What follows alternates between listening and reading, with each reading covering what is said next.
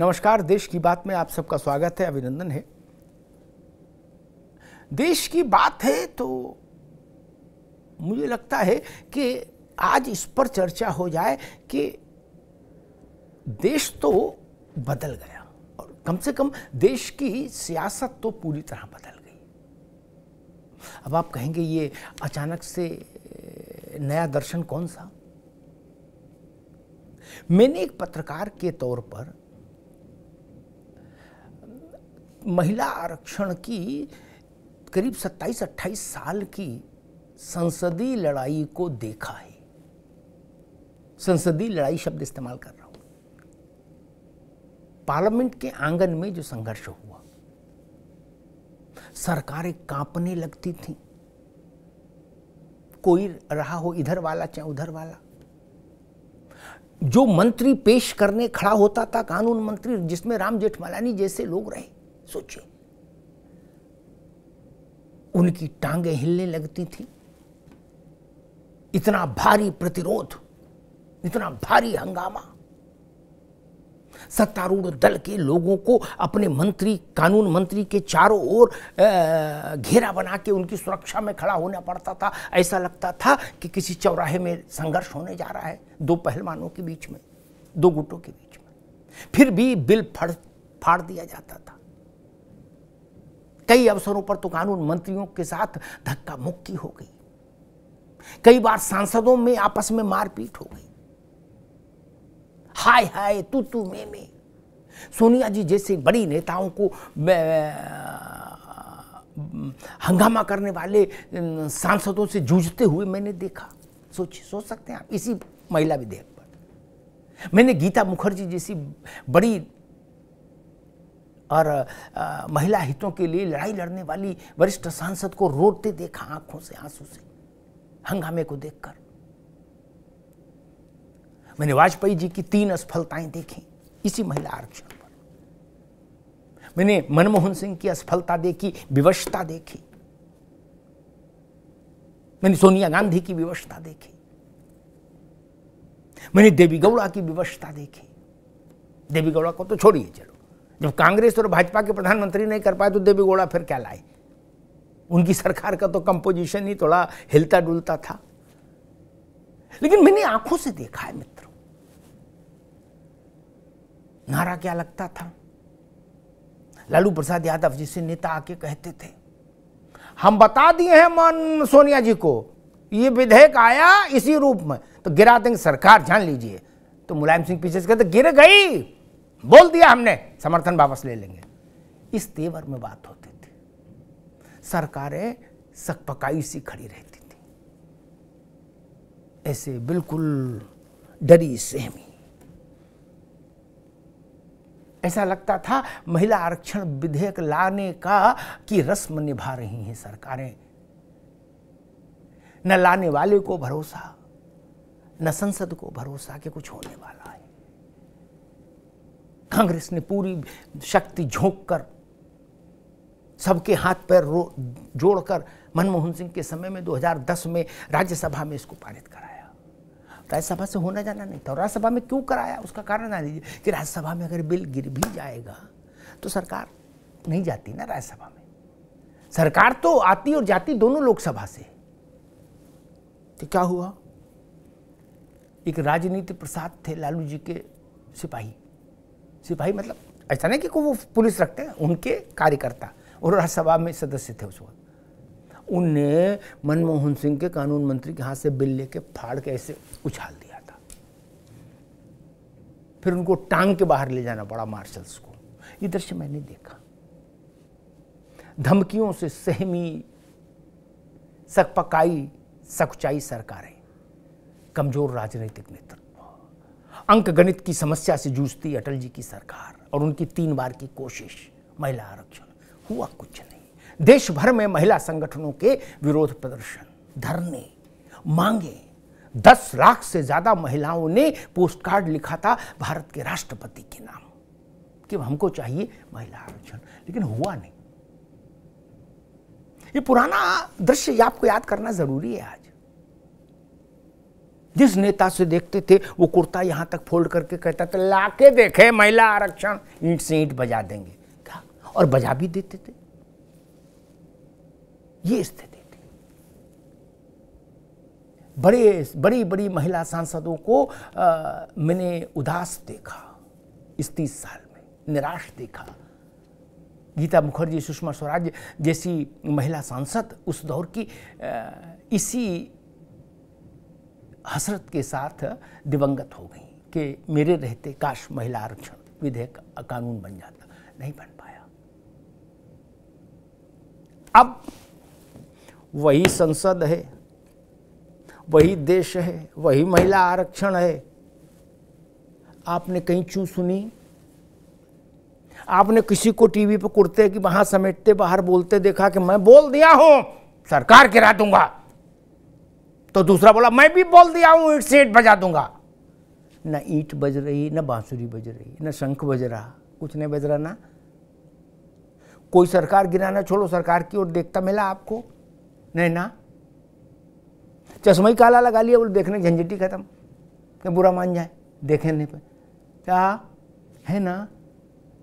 भाषण देने की चूंकि आजादी है तो भाषण भी सभ्यता और संस्कार के दायरे में रह के दिए गए ना।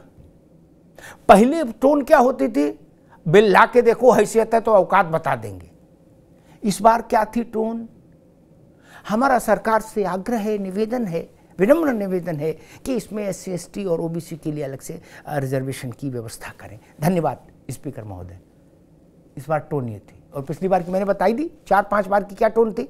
हम बता दे रहे हैं, हैसियत में बता देंगे, हैसियत, सरकार गिर जाएगी, देश भर में आग लग जाएगी। इस बार किसी ने ये भी नहीं कहा कि मैं DSLI भी लाया हूं, क्या लाइटर भी नहीं किसी ने जलाया, नहीं ना। फिर क्या बदल गया? भारत वही, मिजाज वही, रीति रिवाज वही, खान पान वही, कहीं कुछ बदला नहीं ना। शांति की, इतनी शांति से तो सत्यनारायण की कथा भी नहीं होती घर में, जितनी शांति से महिला आरक्षण विधेयक लोकसभा में पारित हो गया। और बहुमत, उसके तो सारे रिकॉर्ड ही टूट गए। हाँ, भारत की पूरी लोकसभा से टुकड़ों टू 2 वोट विरोध में पड़े, और वो भी 2 फिर वही हैं, ओवैसी साहब और उनके एक शागिर्द। बाकी RJD का तो चलो कोई मेंबर नहीं है हाउस में। अब बताइए, ये भी उनके भी दिन कैसे हैं, भगवान करे ऐसे दिन किसी के ना आए कि पार्टी कोई मेंबर ही नहीं हाउस में। लेकिन समाजवादी पार्टी ने भी तमाम बातें कहीं, OBC का भी इसमें करो और मुसलमान को भी आरक्षण दो, लेकिन वोट जब देने की बात आई तो बटन दबाया ना, सबने दबाया। मुझे याद नहीं कि इतने प्रचंडतम बहुमत से कोई विधेयक कभी लोकसभा में पास हुआ हो, मेरे जब से मैंने लोकसभा कवर करनी शुरू की थी, आज से 25, 26, 27 साल पहले। तब कुछ तो बदला ना। ये जो कुछ बदला है ना, इसी को मैं कह रहा हूं कि मेरे मित्र, देश बदल गया।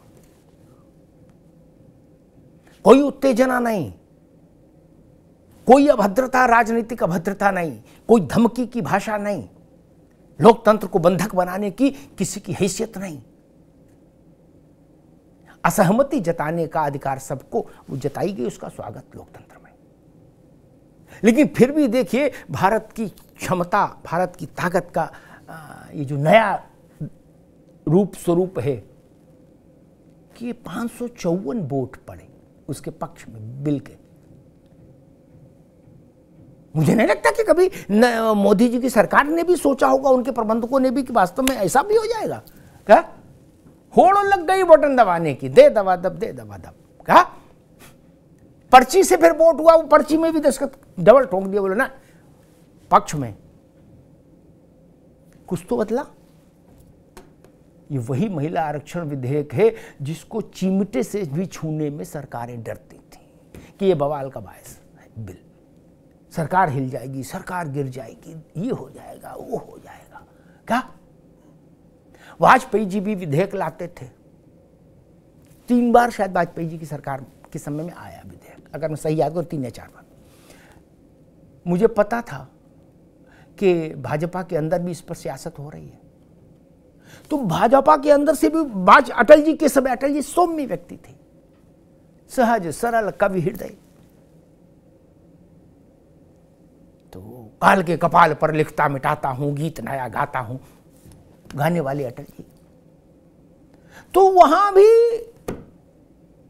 लोग बाहर तो नहीं बाहर समेटते थे, लेकिन पार्टी के अंदर कुर्ते के वहां फोल्ड करने लगते थे। बोले ऐसे नहीं चलेगा ये विधेयक ना, पार्टी के अंदर इस पर विचार विमर्श होना चाहिए, इसमें ये करो और इसमें ये करो और ऐसे नहीं चलेगा, पार्टी में तानाशाही नहीं चलेगी। ये भाजपा के अंदर भी होता था। क्या अटल जी ऐसे देखते थे, आंखें शून्य में, उनके ऐसे अंगूठे दो चलते थे। क्या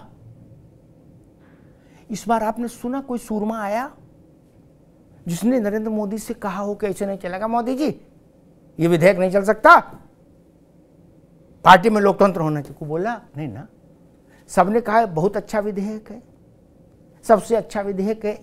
क्या जो किसी सदन में नहीं है, उमा जी उन्होंने जरूर एक चिट्ठी लिखी, लेकिन उन्होंने भी चिट्ठी लिखी तो बाहर नहीं समेटी। क्या और उनकी चिट्ठी प्रधानमंत्री तक पहुंची कि नहीं पहुंची ये तो पता ही नहीं लगा। भाजपा के किसी सांसद ने कहीं बाइट दी कि हम इस बिल के में किंतु परंतु चाहते हैं? नहीं ना, पहले दे देते थे और वहीं भी समेट लेते थे, टीवी देख के कहते ना हम बता दिए हैं, पार्टी में अडवाणी जी को भी बता दिया, जार साहब को भी बता दिया, वो अटल जी से भी कहती हैं कि ये नहीं चलेगा।